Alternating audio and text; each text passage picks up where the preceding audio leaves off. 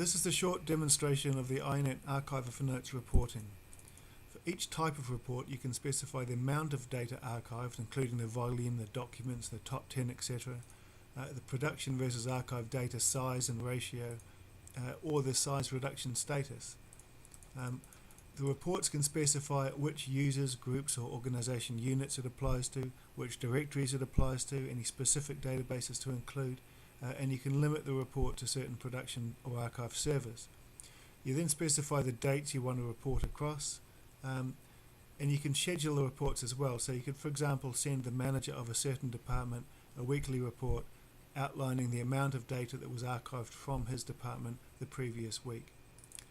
When each report's run, it brings back data in this format, which you can export to CSV if you want for further processing, and you can also view a chart of it, so a graphical representation of what occurred in the archiving process for those databases across that time span.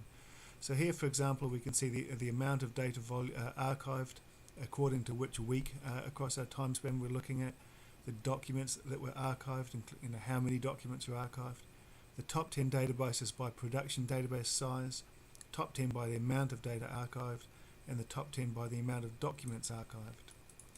Another type of report you can do is the production versus archived ratio. So if we run that report, again we see similar type of data coming back.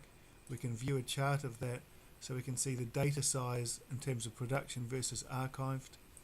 We can see the data size as a ratio. We can see the number of documents across the databases. The red line includes stubs, the green line doesn't. The blue line is archived documents. And we can see a ratio of archived documents to production documents as at a certain date, which is at the end of the reporting period.